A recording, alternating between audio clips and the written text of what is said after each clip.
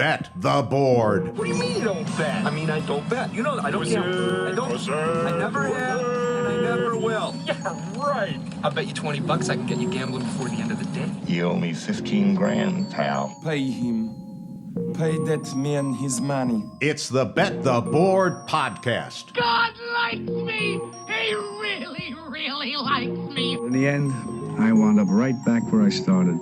I could still pick winners, and I could still make money for all kinds of people back home. And why mess up a good thing? Here's Payne Insider and Todd Furman. Welcome into the Bet the Board podcast, powered by FanDuel, NFL Week 7 Monday Night Football Edition. I am your host, Todd Furman, joined as always by my esteemed colleague and co-host, the one, the only Payne Insider. How goes it this morning, my friend? Not too bad. A little Monday morning with the Furminator. How it goes? You know what? I'm a little disappointed. I thought I was going to be able to tune you out for extended stretch of this podcast, watch my beloved NASCAR that was postponed from yesterday because Mother Nature didn't smile upon the state of Texas. But alas, it's still raining down there, so I'll give you my undivided attention, and I anxiously await a Todd Gurley-esque rant. First of all, let's talk about NASCAR because I'm sure that's what everyone's tuned in here for. Of course. Everyone loves NASCAR. Let's not kid ourselves. It's America's pastime. They don't drive in the rain? They do not drive on ovals in the rain. They drive on road courses in the rain, although there are strong forces trying to push these guys to actually drive ovals in the rain, but not quite sure it's coming anytime soon. We'll see if we get a little tire compound issue, but Clint Boyer, who'll ride off into the sunset for retirement, is all about these guys racing in the rain next year. It's always easy for the guy that retires to try and push for that kind of change. Nothing wrong with that. Nothing wrong with that. All right. So, let's talk football. We got a lot to talk about. I want to highlight the positive. The Detroit Lions get there as our best bet. No thanks to what the Atlanta Falcons do in their late game situation. A number of other games to get to. I'm sure we'll touch on the Titans and Steelers a bit. Of course, the Sunday night game that was absolutely tremendous between Seattle and Arizona. But Payne, you sent out a tweet yesterday that got all sorts of traction. And for those that don't follow you, I'm not quite sure why they wouldn't, where you can follow Payne at Payne Insider. And some pretty strong words directed at a franchise. And you know what? For once, it wasn't directed at Dan Quinn because he's no longer associated with the Falcons. Somebody did have a great tweet. Dan Quinn didn't have enough time to botch a game like that. By the way, I'm not viral, guys, so don't expect the decent traction from me. You're the guy with all the following. What are we talking about here? The end game of Detroit, the end game of the Falcons' decision making of sorts. We watch games differently than the casual fan, but it was good to even see regular people agree with what I was saying, right? Like, as a bettor there, I'm feeling cool as a cucumber because in my mind, I'm like, this staff clearly knows what they need to do here. Just take 3 knees, kick the field goal, don't give the ball back to Detroit. Not only is the math saying that that's the right play, but just from a common sense standpoint, a lot of the feedback I got that was negative was like, there's still risk in kneeling the ball. You still have to snap it, as if you don't snap the ball on a run play.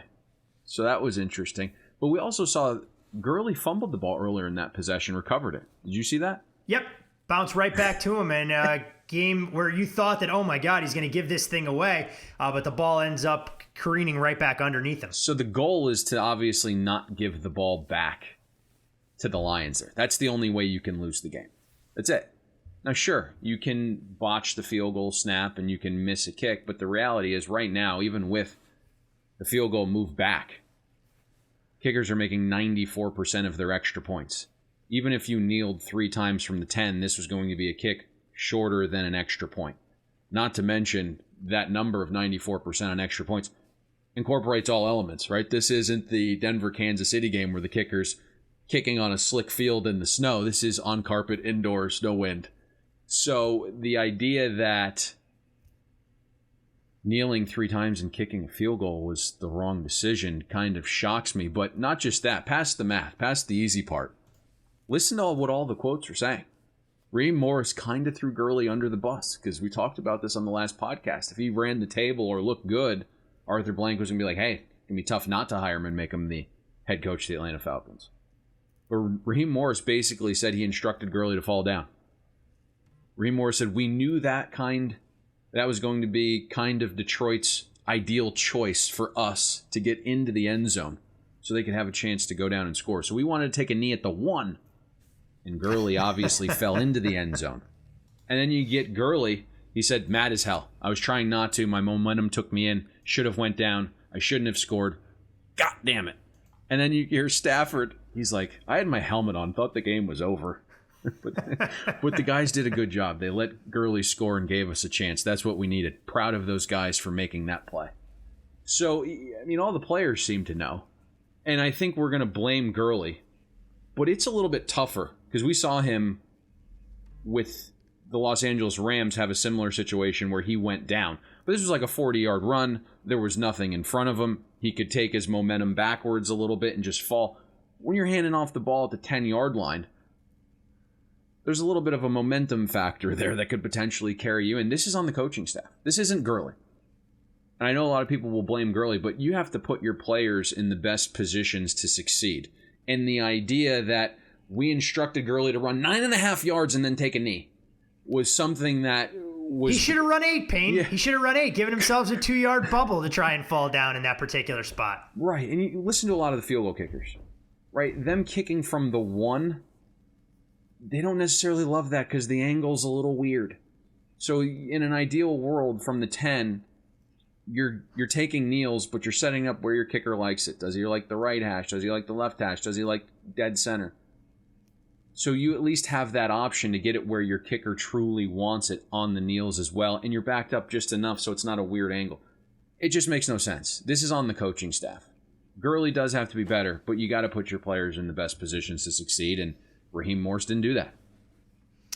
You know, amazing that all of these things that go on, ultimately the story that gets buried a little bit there, suddenly the Detroit Lions are a 500 football team, very much in contention for one of those playoff spots, and part of the angle that we wanted to attack him before we made it a best bet. But you do have to give Kenny Golladay a ton of credit for coming up with some of the big plays. And for a team on the other side, and the Lions that had also invented ways to blow fourth quarter leads, they played with reckless abandon in that final minute, driving down the field, ultimately getting, the chance to win it with the TJ Hawkinson touchdown catch. I mean, pretty incredible 1-minute drive that Matthew Stafford put together. Apparently he wanted to inspire his good friend Clayton Kershaw into winning Game 5 for the Dodgers. I got to tell you, I'm sitting there watching this game, and I usually don't get too heated about games, but the stupidity drove me nuts. Have no problem if we lose on a bad beat. When you get your money in good, that's typically the way you're going to lose. But stupidity takes the bad beat to another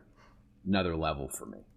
But I'm sitting there as I'm watching this game, and I'm saying to myself, Matty, I'm the only guy that actually believes in you and thinks you're worth a damn here. I went on my soapbox in the preview podcast and said that you should have been the MVP through 8 weeks last season. I said, you're going to deliver me a win here. The other thing that's interesting about this is you're watching this Detroit offense, and they got the ground game going last week against Jacksonville, and I said, man, I hope they don't overrun it here. And we even had the negative play go against us before the half where it's 4th and 1, and they bring in Adrian Peterson. Like, the entire world knows you're running the ball if Adrian Peterson's in the game. And so we get stopped on 4th and 1 from inside the 5. And then, of course, Atlanta goes like 98 yards for the momentum score before the half.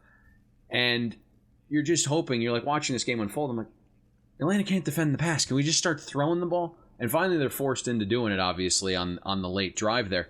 But even little things. I noticed way too many little things. So first of all, on that Golladay catch, he caught it at the 8-yard line. So they jobbed us about 3 yards on the spot. I was trying to figure out how, ultimately, when I went back and read the box score play-by-play, I'm going, wait a second, Golladay catches it inside the 10, and it's a 12-yard touchdown pass for the win. Where the hell did they lose yards? But it's not quite the same as in college football, what we saw on Saturday, where a player signals for a fair catch, and they just award him the ball right on the spot on a kickoff. But I don't want to go off on a tangent on that. That was a weird play in the Georgia Southern game, that's for sure. So I'm watching. First of all, it should have been pass interference. The DB gets there like 3 seconds early, clobbers him in the back. So it would have been beneficial for us because if it's pass interference, the clock stops and you have 1st and goal from the 8 with 12 seconds to go. You got a couple cracks there. But they went back and reviewed the catch, and then they review a catch that was made at the 8, and then all of a sudden we're snapping the ball from the 11. I'm like, this is what you reviewed? So I couldn't figure that out, but fortunately we got there. It was the right side. It just was difficult to get home. 2 easy winners made difficult by poor decisions from for $1 million coaches. Took an awful lot of work. But you know what? That was one of the positive results. There were other good things that we saw during the course of NFL action on Sunday. What stuck out to you, Payne? I think you have to give credit to Baker Mayfield. Catches a lot of crap, that's for sure. And so I think we have to compliment him when he does really well. Abysmal first quarter, and then he has the interception, which gets OBJ injured, which we now just find out is an ACL injury. J.C. Treader, starting center, who we talk about all the time because he's fantastic, went down as well. So now you're trailing without your best weapon, and then Baker probably goes out and has his best 3 quarters of consecutive football that I've seen. Completion percentage, 17% above expectation. Best mark of any NFL quarterback so far this week. 13 yards per pass attempt from the second quarter on. Cleveland averaged 8.9 yards per play the last 3 quarters. Overall, 72% of Baker's passes grade successful. So I think that's a pretty big confidence builder moving forward. I know getting to 5-2 was huge for us as well. And we took them to make the playoffs at plus money. Tough game this week, though, with the Raiders coming to town and being shorthanded and all. Yeah, you do have to give Baker credit. Like you said, Odell Beckham Jr. became official this morning. Torn ACL, will be lost for the season, so we'll see how things ultimately go there. But it was almost a turn back the clock game. Jarvis Landry dealing with a broken rib. Suddenly the forgotten man in the Cleveland offense, Rashad Higgins, steps up. 6 catches, 110 yards. And you did see the emergence of a player you said that the Browns were very high on coming into the season. They just didn't have a role for him. He, of course, being Harrison Bryant. 4 catches, 56 yards, 2 touchdowns in that game. Harrison Bryant was fantastic. They drafted him out of FAU pretty early on. That's why Njoku was trying to force himself out of town, after they signed Hooper and drafted Bryant.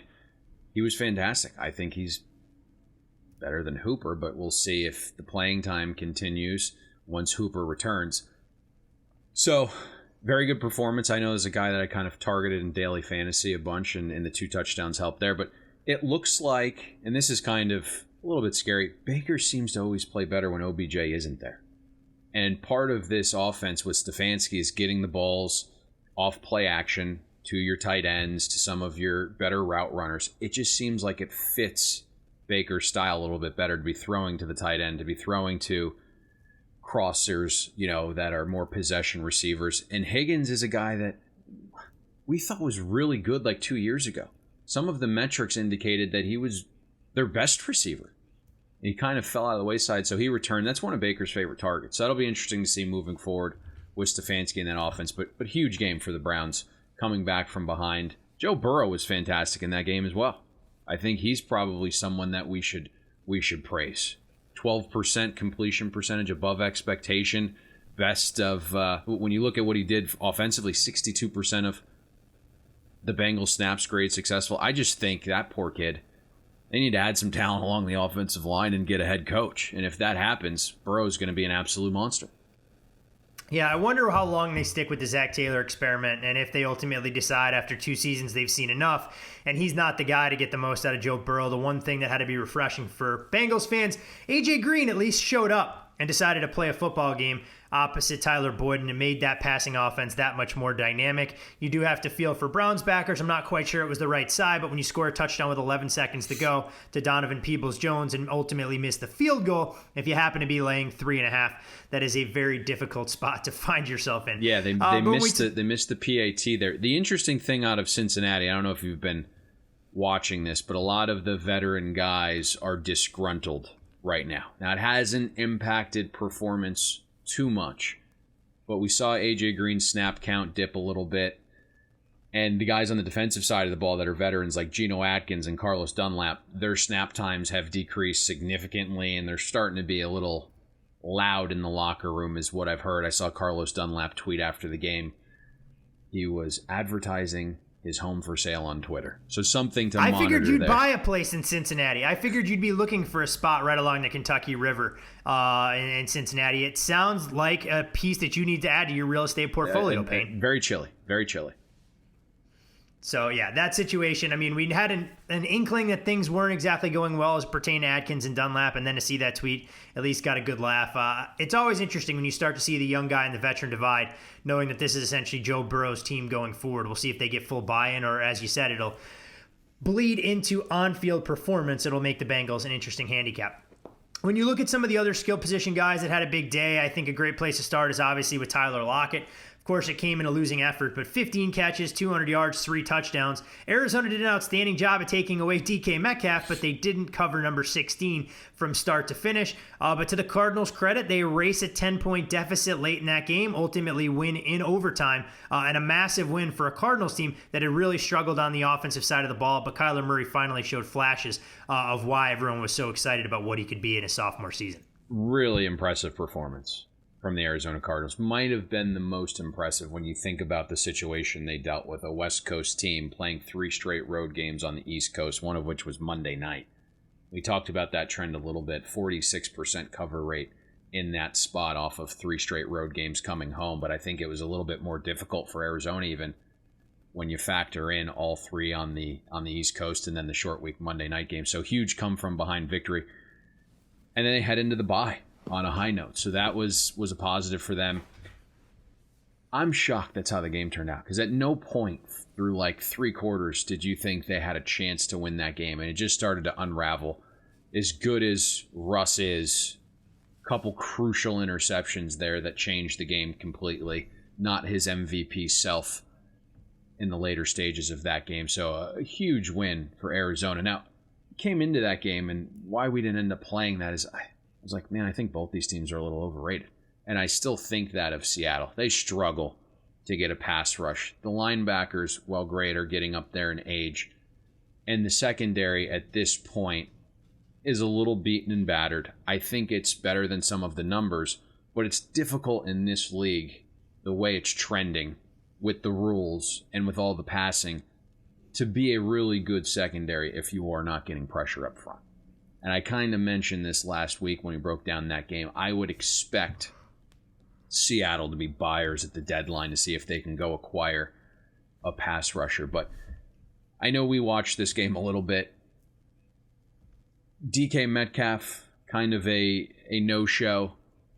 Arizona seems to do something with him that gives him some problems. I'm looking right now. He's played Arizona 3 times. He's got 2 catches in 3 games.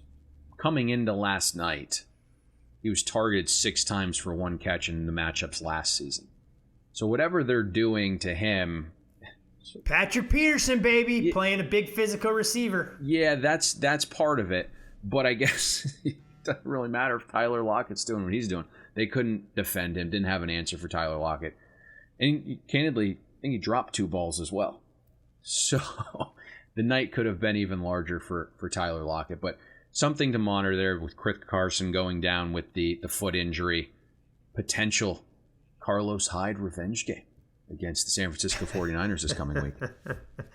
And you did have another injury worth keeping tabs on. We're not sure how severe it was to Kenyon Drake. He went down as well. And I'm sure he'd love to get a dose of revenge coming out of the bye against his former team in the Miami Dolphins when they'll make a trip out to the desert. Davante Adams, Payne, we know he's a superstar and clearly Aaron Rodgers' number 1 guy. He targeted 16 times in Aaron Rodgers' 34 pass attempts, 13 catches, 196 yards, and 2 touchdowns. That was one of the sharper moves that we saw on Sunday. We knew the public was going to back Green Bay at whatever price they could, thinking it was a bounce-back spot. Professionals had major disagreement. That number closed as low as 2.5, and it didn't look like at any point in that game Houston was ever truly the right side.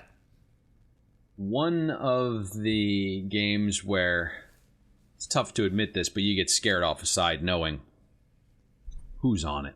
We talked about this. We actually like Green Bay in this spot because I didn't feel like the Texans had much left in them after getting their hearts ripped out in the division game last week the way they did against the Titans. And Green Bay obviously fell flat out of their bye week for the 2nd season in a row. I thought it would be a good rebound here and just the matchup. Houston is not getting pressure right now. Houston cannot defend the pass right now. It was just a coaching mismatch as well. So I didn't really understand the move. Of course, I didn't bet it, so can't really say too much. We liked the first half over there a little bit. We got what we expected out of Green Bay. Houston goes scoreless. Had a chance to have a 1st and goal from the 6, so not sure how they managed to get 0 points out of that drive, but that's kind of what happened there. That was one of our lone losers on Sunday. But this is kind of what we expected. The matchup this week against Minnesota will be interesting out of the bye, knowing that they have the revenge game with the 49ers on deck on the short week. But I didn't really see too much that was shocking here, other than Houston continuing to try and establish the run early in games with David Johnson. Doesn't make any sense to me. Well, if they couldn't establish the run there in Houston and they continue to search for an identity other than Deshaun Watson, Washington may have ultimately found its featured back. Dominant performance against the Dallas Cowboys, and more on them in a moment. But Antonio Gibson, a guy that some fantasy heads and other X's and O's people were high on coming out of Memphis, finally starting to get the carries and touches, proving that he can be a lead back, 20 of them for 128 yards. Now, of course, it was against the Cowboys defense, but for a young back, you're never going to be a naysayer when you see that kind of productivity. We've been waiting for this breakout. And he's not a polished running back yet. Think about what he was at Memphis. More of a receiver, did run the ball some, more of a gadget guy. But this is someone that Scott Turner handpicked. Ron Rivera, the organization, gave him the weapon he wanted. So it was a little surprising, at least early on in the season, we're trying to feed guys like Peyton Barber, who just isn't very good. So he's kind of been weeded out of the system a little bit. McKissick is kind of that fill-in guy, but Antonio Gibson's the guy with all the talent. We know Scott Turner handpicked him. It was good to see him break out here. 6.4 a carry, 65% success rate, 2 explosive runs, and a touchdown as well. That touchdown run was very impressive.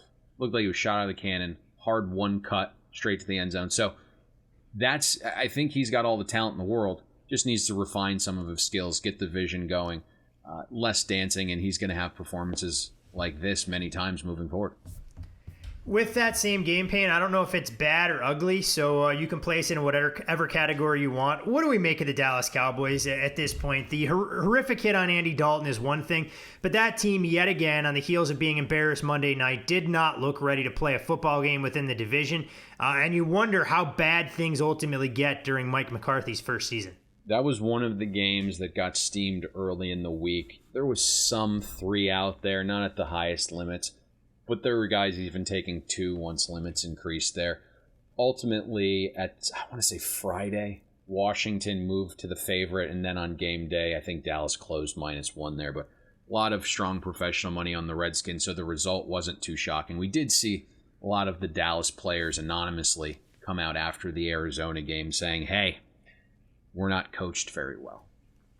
And it's what we've been talking about. Mike Nolan, defensive coordinator, wasn't in the league last year. A lot of savvy guys are like, I cannot believe this guy actually has a job. Mike McCarthy was being loyal to him because Mike Nolan gave him one of his first cracks in the league. Just kind of repaying a debt. I'm not sure what's going on offensively.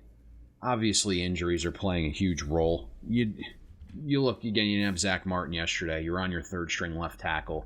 So it's nice that you have all these shiny toys out wide, but you can't get him the ball because Andy Dalton has no time. So the best attributes of your team right now are your weapons, and you don't have a quarterback, you don't have an offensive line. Zeke looks checked out. It's tough. Huge game this week, obviously, against division foe in Philadelphia. That feels like it's probably going to be for the division, as crazy as that's going to sound. But we just don't see any energy and effort. It looks like a team that hasn't bought into the new system and the new coaching staff. And that's just the reality of the situation. The hit. I know you wanted to vent about the hit. Yeah, I'm a little indifferent on that. I think it's certainly a hard hit. I think Andy Dalton's probably got to go down a little sooner. It's always one of those things, and again, let's not kid ourselves here. I don't think it's a surprise to anyone. I never played football at a very high level, or at all. And so when you talk about bang-bang type collisions, it's always tough to try and figure out how you legislate some of that stuff out of the game as it pertains to quarterbacks sliding down, giving themselves up, and what the defender is supposed to do in that spot. Because for every instance where you see those type of situations, you see quarterbacks dancing along the sidelines trying to pick up 2 or 3 extra yards, where defenders are scared to death that if they lay into a guy and he's got half a toe anywhere on the white, that it's going to result in a 15-yard penalty. I did see, and I'll double check right now, but I'm nearly certain the league came out and said Bostic is not expected to be suspended for the hit.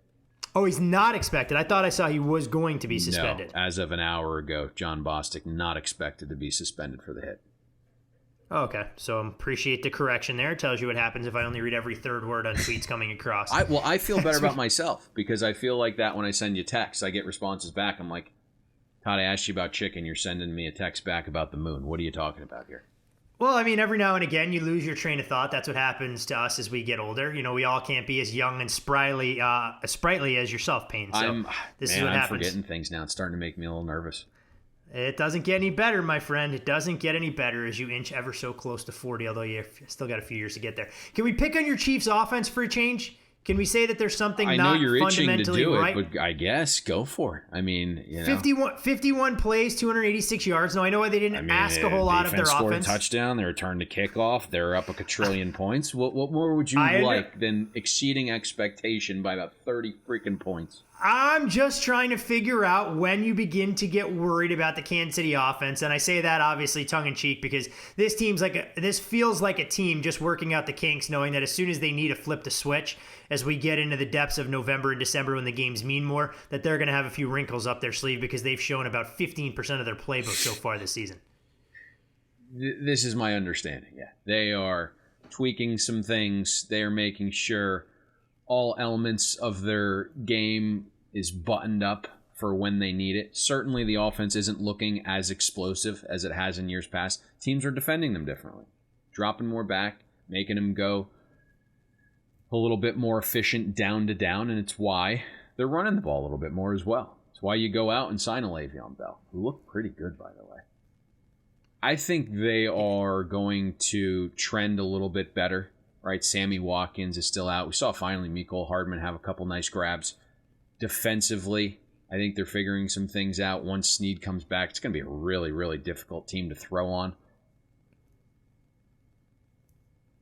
Of all the teams in the NFL, if you were looking right now and you're gauging the Baltimores, the Pittsburghs, I think Kansas City has the highest floor.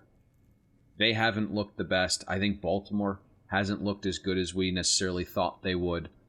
Pittsburgh's offense still has some question marks. Didn't really perform in the second half. But when I kind of peg all of the best teams in the NFL right now, the team that has the extra gear is Kansas City. And all the other teams, to me, in Seattle, we saw it last night, all these other teams have some holes. And I just don't see a huge glaring hole. Certainly Kansas City can be run on. The key, though, is that you have to have the game close enough to where you can run on. Are the Bucs the second most complete team in the league now after signing Antonio Brown? If he gets full buy-in, I mean, do we start to see this team putting it all together as Tom Brady gets a better understanding of the offense? You've seen a stable of running backs who appear to be pushing one another. And while Mike Evans almost becomes the forgotten man as Tom continues to spread it around, defensively, this team probably a heck of a lot better than they were given credit for even coming into the season. Tampa Bay right now made huge moves up, a lot of the sharpest guys' power ratings after the Packers game. We're now seeing a lot of guys slot them in the top three, and I would agree with that assessment. I think they are very complete. We saw not the best of spots against the Raiders this past weekend, and it was pretty dominant for the most part, although I think the final score a little misleading there. But offensively, they're starting to have a little bit of an identity. They can run the ball. They can throw it short. They can take deep shots. So it feels like the offense is multidimensional. And defensively, they've been fantastic. They can get after the quarterback. The secondary is young. They can, defend man-to-man. I just think this is a pretty complete team as well. And I agree with having them moved into the top three. I think we are probably on course right now for a Kansas City, Tampa Bay Super Bowl. That's what, I mean, I think those are the two most complete teams. Now, obviously, a lot of things can change. It's a football, right? Guys can get injured. But as it looks right now, these are the two most complete teams in the NFL. In regard to the game yesterday, and I don't want to spend a lot of time there, that game for me felt like it changed when Gabe Jackson gets tossed out of the game. Still don't know exactly what happened. I believe it was late in the third quarter. I mean, the Raiders had made strides. They were back in the football game. And you mentioned the final score. Tampa outscores the Raiders in the final, stands at 21-3, but it felt like the Raiders really changed their play calling and games got away from them there. So interesting to see those two teams, and as you said, a difficult spot for Tampa. A game that was originally scheduled for Sunday Night Football gets moved up earlier in the day. They travel west, get the win, and they'll get an extra day of rest before they travel to New York to take on the Giants. But when we talk about Tom Brady and the way that Tampa is trending, his old team has not been so fortunate. I'm not sure where you want to start with how you pick apart what we've seen from New England over the last couple weeks. It's not good. And it looks like all of the creativity that was developed in the offseason for this offense and Cam Newton isn't quite there right now. People have caught up to what they want to do. And I'll be honest with you. We saw initial money on the 49ers early in the week. And then once it got down to like 1.5, 2, big money from the sharpest of the sharp on New England. And the mindset was this is probably going to be the bottom of their market if they're who we think they are. And clearly, I think we have to reassess, although they are taking a little bit of early week money here against Buffalo. But when you look at that matchup against San Francisco, thinking about it out loud and why I couldn't get myself on New England in that spot, is where New England has had success offensively is running the ball, using play action, and throwing over the middle. San Francisco's pretty good stopping the run. And over the middle, they have two of the best cover linebackers in the NFL. So it made Cam's day pretty tough. We've talked about New England. They are not built to consistently throw it outside with efficiency down to down. They don't have the horses out there. That's not Cam's not his best attribute is throwing outside the hashes in the intermediate to deep route. That's just not the best part of his game. So obviously having seen it, it's a little bit different, but that's why I was off that game. I just felt like the 49ers linebackers are so good. It's going to take away a lot of those passes over the middle of the field. And sure enough, Cam struggled, 3 interceptions, eventually yanked for Stidham, who didn't look overly good either. And I think I'm not sure here's Cam one thing that I'm thinking quick about to throw here. the ball anywhere. Yeah, here's one thing I'm thinking about, and I don't have it in front of me. And when I went to go research it, there's like 90 different records. But we are now looking at Bill Belichick with a losing record without Tom Brady. And even if you remove his stint in Cleveland, you're specifically talking about just New England, Bill Belichick has a losing record with New England when Tom Brady does not start. Well, I wonder what Matt Castle's up to these days. Not quite sure. Bring him back. Not quite Bring sure. him back into the fold. Dust him off the scrap heap. See if he can be the face of your franchise. You mentioned it. Yeah, the Patriots. I mean, clearly that game got bet up from 1.5 to 3. A lot of optimism that this could be a bounce back spot. You watch the first couple of drives and you go, New England's going to be in for a long day. Interestingly enough, you don't see any sort of offensive fireworks whatsoever, even garbage time. So a big win for the 49ers. We talked about how difficult their schedule is going forward. You can't scoff at any wins that team is going to pick up. It'll set up a very interesting game on Sunday within the division when they'll travel up to take on Seattle. A good, bad, and the ugly. We can put a bow on what we've seen so far for Week 7. Of course, we have one other game before we officially can close the books. We'll get to that in just a few minutes. You can follow Payne on Twitter at Payne Insider. I'm Todd Furman. You can follow me there at Todd Furman. And, of course, follow the podcast at Bet the Board Pod for all of your information leading up to it. And Payne, in addition to what we saw already, obviously we know the market tends to react, overreact, underreact, however you want to try and put it, with our look-ahead lines. And you mentioned the Patriots. They play Buffalo in what should be a big divisional game, at least theoretically. Buffalo, I guess, for lack of better terms, outlasts the New York Jets in that particular contest. You did see Buffalo on the look-ahead number at FanDuel as a 2.5-point favorite. That number out to 4.5 when the price reopened. But lo and behold, the market didn't quite like that number either, as we've seen the price since settle at 3.5 for their showdown on Sunday. What's interesting here is, and I want to dig back into this, I didn't get a chance to watch the Buffalo game, but my understanding is, despite only scoring 18 points, they didn't punt once. Does that sound right? Do you have that in front of you, perchance? You know what? I can pull it up. It looked like they drove the ball every time I watched. They just couldn't get into the end zone. They self-destructed with penalties and a variety of other things. It wasn't exactly a quintessential Buffalo performance by any stretch of the imagination. But if you ultimately are able to convert some of those drives, I think it could have been a lot more misleading final score than what you actually saw. Absolutely. But basically what you're seeing here with this line adjustment through the 3 is New England just absolutely getting slaughtered. And you're wondering where it's going to come from, because the one thing that we talked about past the offense is the defense just isn't that good.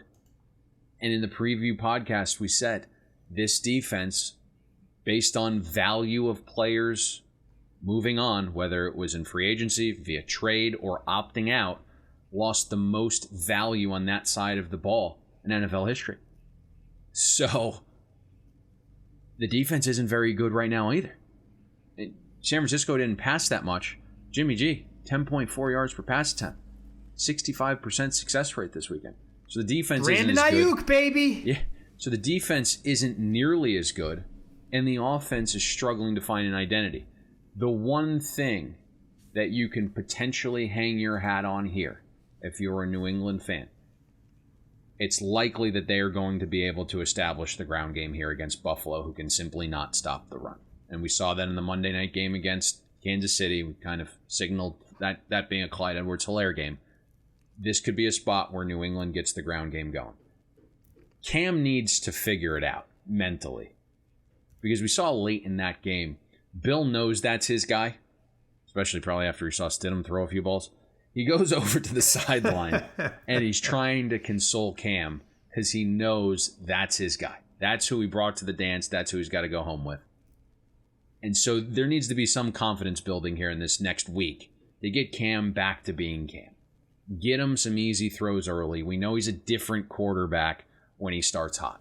He's a little bit of a front runner. That's just the reality of the situation. So you got to figure out during that script how to get Cam confident. That'll be the key to this game. By the way, I pulled up the drive summary. Here's how it looked for the Buffalo Bills. Opening drive, 7 plays, 48 yards, missed field goal. 9 plays, 61 yards, fumble. 10 plays, 42 yards, field goal. 6 plays, 43 yards, field goal. 9 plays, 19 yards, which I'm not quite sure how you quite do. Field goal. 14 plays, 73 yards, field goal. 7 plays, 50 yards, missed field goal.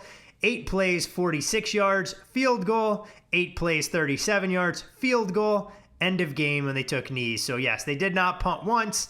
As you like to say all the time, it turned into an EPL match more than anything else. But I do want to give the Jets a world of credit for as well as they played in the first half. They mustered a grand total of 4 yards the entire second half and went away from everything that worked for them. So whether it's by design to tank for Trevor or something else, a hat tip to the Jets organization for continuing to raise the bar on ineptitude as it pertains to NFL standards. Adam Gase, baby, making those halftime adjustments.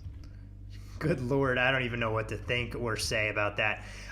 The only other line move that we saw, Payne, that's worth discussing, and of course this one prompted by what most likely will be a quarterback change in Sunday Night Football. I'm sure everyone will be glued to their TVs to see the Philadelphia Eagles take on the Dallas Cowboys.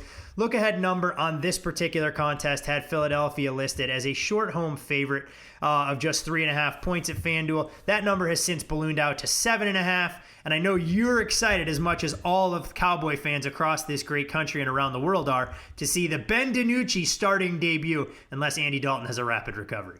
So I was going to ask you, do you think that's the case? I know initially they opened 3.5, then they opened 7.5, and now basically it's off the board. Do we think Andy Dalton's getting cleared for this, or do we think it's going to be the pride of James Madison University under center? That number tells me it's DiNucci. I actually think, as terrible as it is to say, with all the injuries on the offensive line, that if you could get Andy Dalton plus 7.5 in what you theoretically think is the lowest of lows for the Cowboys, you would have to consider it. So I'm going to work under the assumption on Monday morning that DiNucci gets his first NFL start. I was going to say, it's a good call at 7.5 that it would be DiNucci and not Andy Dalton. I think... Going out on a limb here. Going out on a limb.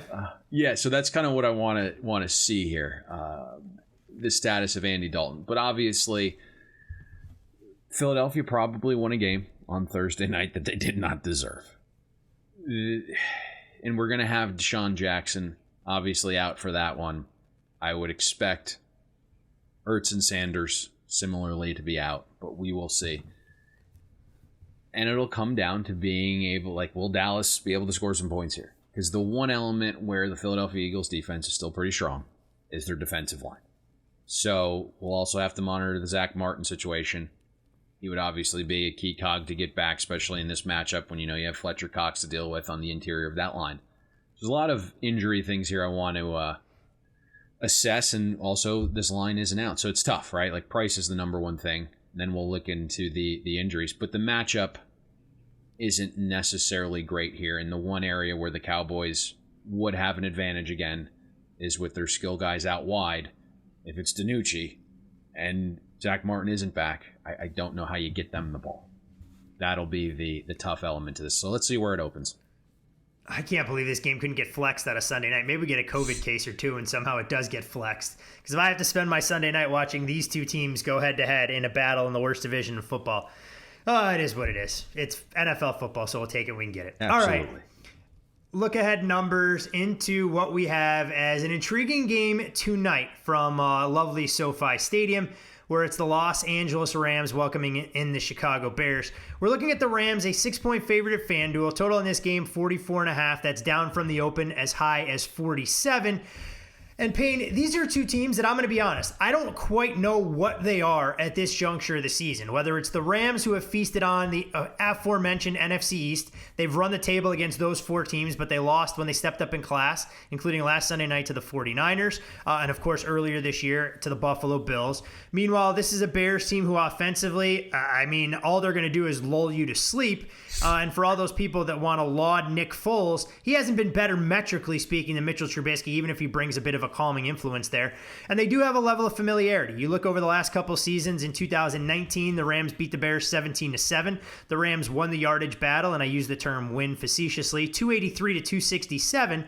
And in 2018, the Bears, in a defensive slugfest, knock off the Rams 15-6. They held the Rams to 214 yards. Jared Goff in the two meetings against this Bears secondary, 335 yards passing. Two teams both rank relatively slow in the pace department as well, so we're not going to see a lot of offensive fireworks.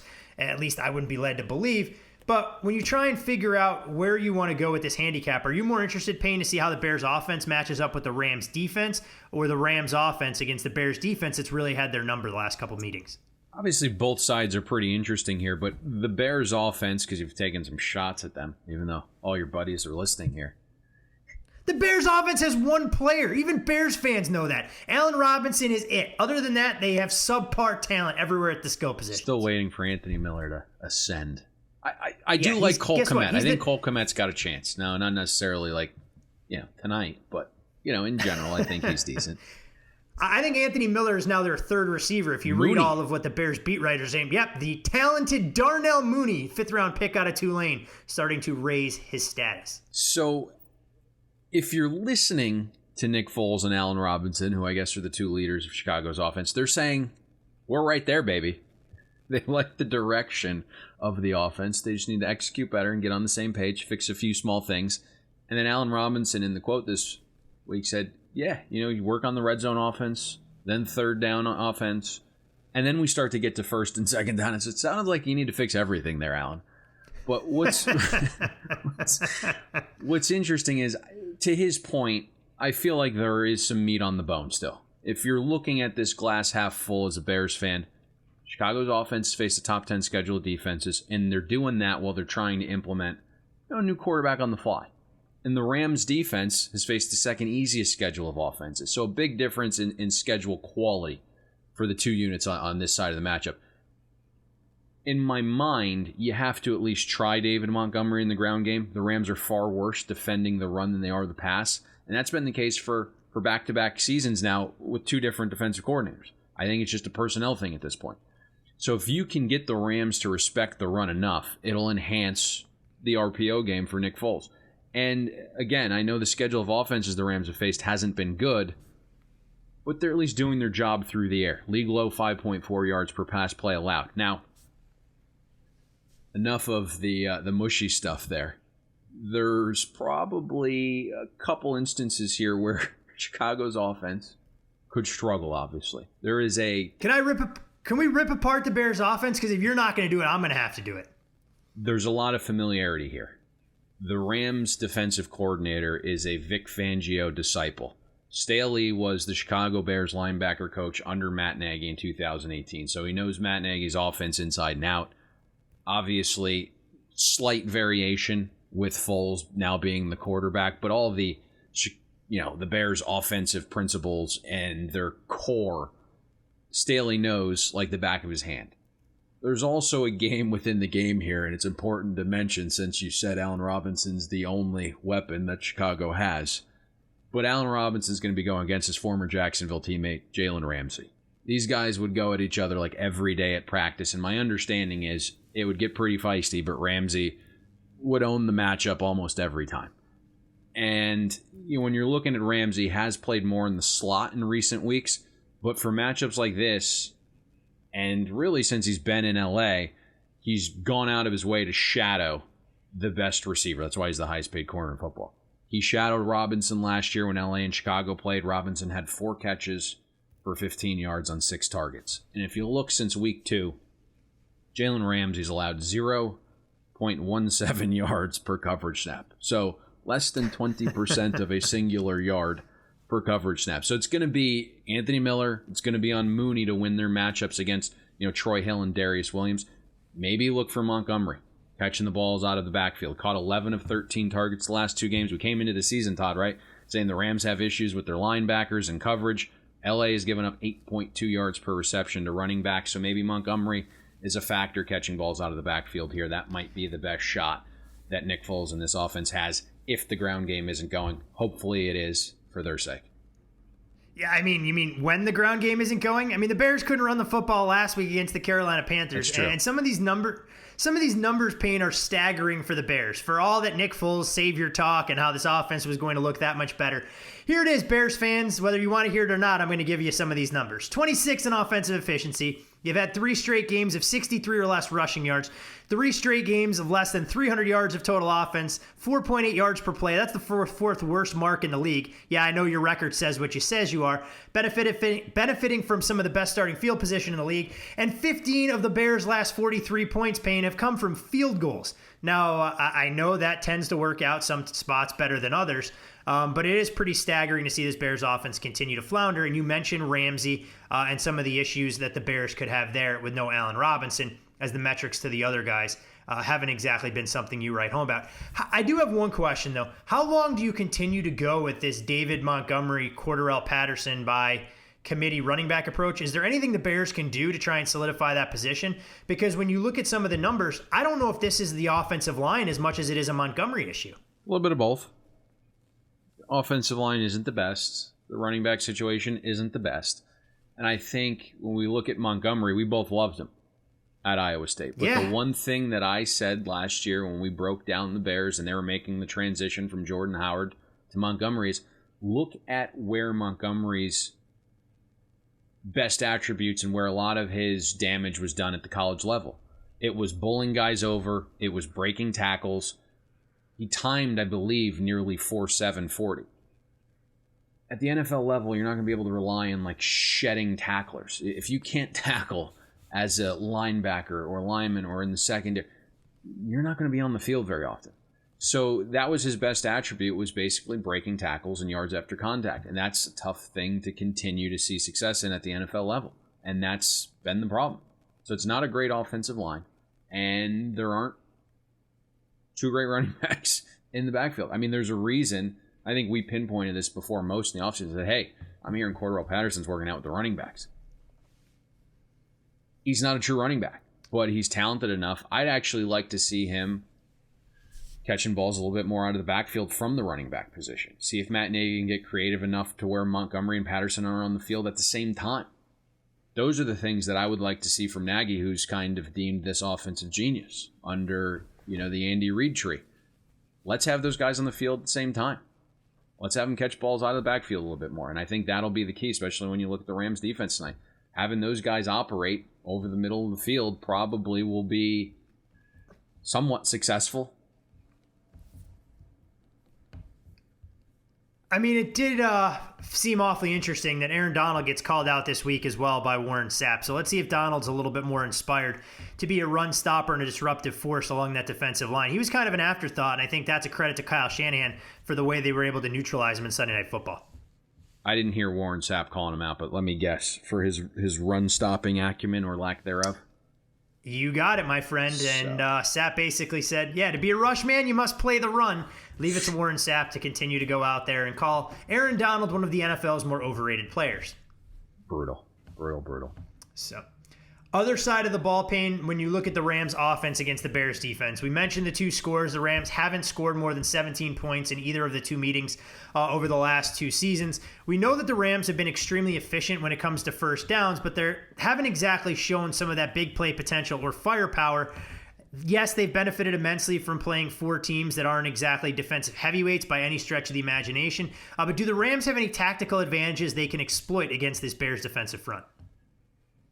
I would think so. I was just about to text you something unrelated. I couldn't get it out though. Oh, this will be good. I think listen, I think the Rams will have a chance running the ball tonight. They're the most efficient run team in the NFL, so they're going to try that. Maybe right out of the gates, but at some point, it's going to be a substantial part of their offense, and that's where the Bears are most vulnerable. If you look, though, the one spot where the Rams have been pretty good is running from three wide sets. They live in 11 formation, about 73% of their snaps, 12% above league average there.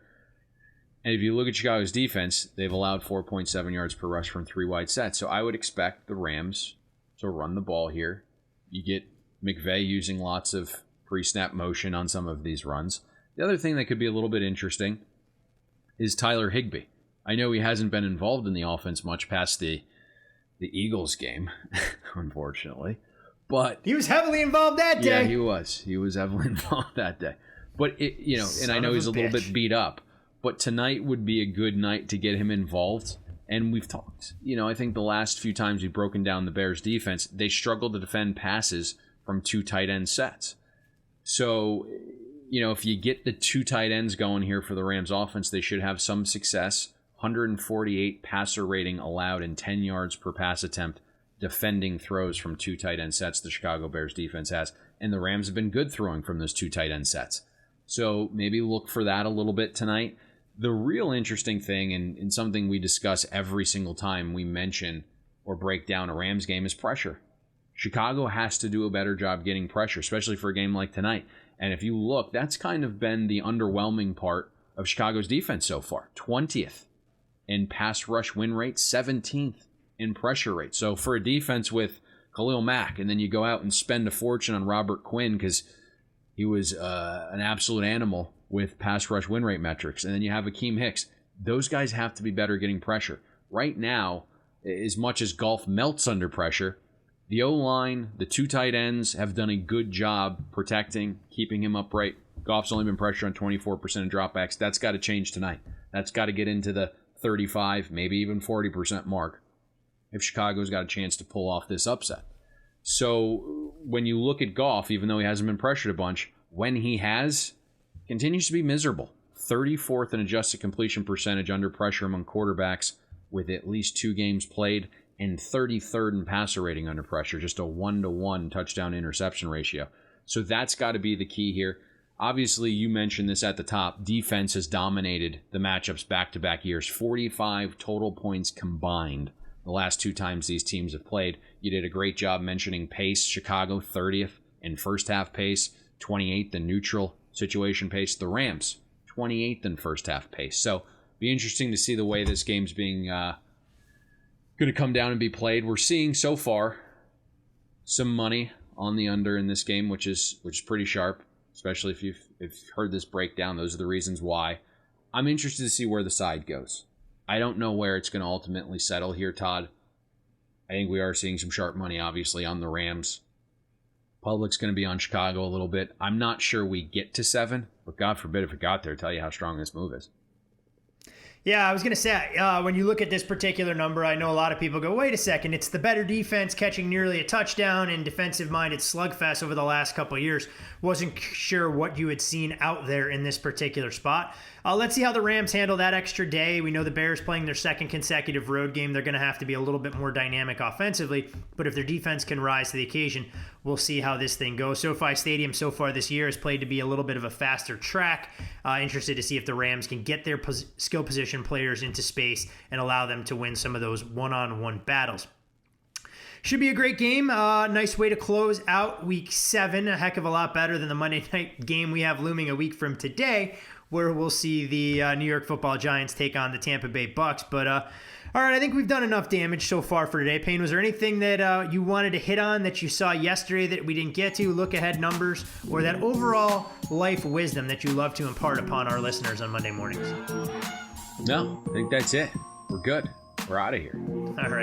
All right. We do the best we can around these parts, oftentimes living up to expectations and other times completely underwhelming. You can follow Payne on Twitter at Payne Insider. I'm Todd Furman. You can follow me there as well. Most importantly, follow the podcast at Bet the Board Pod.